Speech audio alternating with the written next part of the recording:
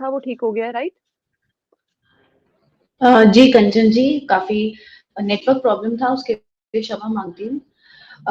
No बात issues. करते हैं जैसे कि आलोक जी ने भी कहा, बिल्कुल मार्केट में कॉशियस रहने की बिल्कुल आवश्यकता है, जरूरत है। जैसे मैं हमेशा बात करती हूँ मेजर डेटा पॉइंट्स की, तो अगर मैं आज भी स्टार्ट करूँ मेजर डेटा पॉइंट से, स्टार्ट करते हैं फ्यूचर्स के डेटा पॉइंट से। काफी जो गिरावट कल देखने को मिली थी बैंक निफ्टी में कुछ अराउंड 4% से ऊपर की गिरावट देखने को मिली थी। उस गिरावट को सपोर्ट बिल्कुल मिला है ओपन इंटरेस्ट से। तो ओपन इंटरेस्ट जो है वो भी काफी हद तक बढ़ा हुआ था इस गिरते हुए मार्केट के साथ। तो इस बात की पुष्टि करता है कि हाँ, मार्केट में जो गिरावट हो रही है वो एक वेल प्लान, एक अच्छी खासी backed by good institution, backed by good volumes. इस ये जो गिरावट है वो बैक्ड बाय गुड वॉल्यूम्स है। वहीं आप निफ्टी की बात करें तो निफ्टी उस हिसाब से बेयरिश नहीं है जिस हिसाब से बैंक निफ्टी आपको देखने को मिलेगा इन फ्यूचर्स डेटा पॉइंट। मैं सिर्फ फ्यूचर्स डेटा पॉइंट की बात कर रही हूँ।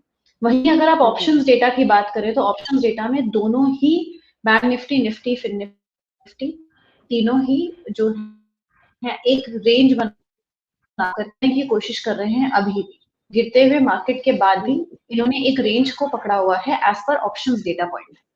वहीं अगर आप कैश डेटा की बात करते हैं तो कैश डेटा में आप टॉप के जो भी स्टॉक्स हैं अगर आप उनके उठा करके देखते हैं और उनका समझते हैं तो आपको देखने को मिलेगा कि मैंने HDFC bank, Reliance, ICICI, Infosys, इन चारों का जो है एक एनालिसिस किया है कैश डेटा पे। तो उसमें आप देखेंगे कि इन्फोसिस अभी भी काफी हद तक उसमें डिलीवरी में काम किया जा रहा है, वॉल्यूम्स में काम किया जा रहा है। तो इस इन सब पैरामीटर्स को देखते हुए ये बात, वहीं एचडीएफसी बैंक में एज सच कोई डिलीवरी को लेकर के सेलिंग नहीं देखने को मिल रही है। अगर मैं बात करूं डिलीवरी को लेकर के जो सेलिंग देखने को मिली थी वो पहले कुछ पिछले हफ्ते या पिछले से पिछले हफ्ते बिल्कुल देखने को मिली थी। बट कल के सेशन में एज सच कुछ डिलीवरी बेस्ड सेलिंग मुझे देखने को नहीं मिल रही है।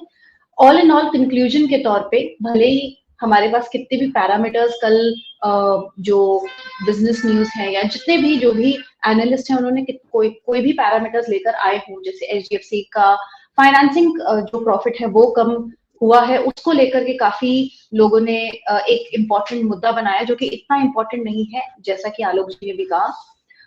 दूसरा, डॉलर अपना एक महीने का हाई बना रहा है, वो भी कोई बहुत बड़ा मैटर नहीं था।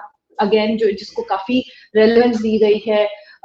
यूएई जो एक हमारा सेंटर है वहां पर थोड़ा सा टेंशन देखने को मिली। वो भी सारे मैटर्स जो हैं उतना इम्पैक्ट करने के लिए मैं नहीं बोलूंगी कि वो भी इतना इम्पैक्टफुल है हमारे मार्केट्स पे। ऑल इन ऑल मुझे अभी भी एक ये रेंज बाउंड मार्केट ही दिख रही है। मेरे अकॉर्डिंग अभी इसको इस महीने या महीने के एक महीने तक इसको, जो अभी इसने रिसेंट लो बनाया है 21,400 का, 21,350 का, वही इसको मेंटेन करना चाहिए निफ्टी की बात करें तो। और अगर इससे निफ्टी इसको भी ब्रीच करती है तो जो नेक्स्ट लो है वो 20,700 के आसपास का बनता है, जो इसका सपोर्ट होना चाहिए। इससे नीचे की गिरावट अभी में जो डेटा है उसके अकॉर्डिंग नहीं देखने को मिल रही है। ये अगर मैं निफ्टी की बात करूं तो वहीं बैंक निफ्टी जो कि निफ्टी से ज्यादा बेयरिश है, ऑफ कोर्स, जिसने की निफ्टी से ज्यादा गिरावट भी देखने को मिली है हमें, जिसमें कल due to banking sectors only. उसमें भी अगर मैं बात करूं तो 45,800 का जो इसने सपोर्ट बनाया वो उसको ऑनर करना चाहिए कुछ टाइम तक। अगर मैं बैंक निफ्टी की बात करूं तो दोनों ही इंडाइसेस मेरे अकॉर्डिंग जोन में ट्रेड करने चाहिए फॉर द कमिंग डेज। ठीक है, तो निफ्टी और बैंक निफ्टी के बारे में हमने जानकारी ले ली है, मैम ने बता दिया है। फ्यूचर डेटा पॉइंट्स के हिसाब से भी मैम ने बता दिया, और साथ ही साथ इस टाइम पे किस तरीके की अप्रोच आपको मार्केट के अंदर रखनी चाहिए वो भी हमने जानकारी ले ली है। रजनीकांत सर,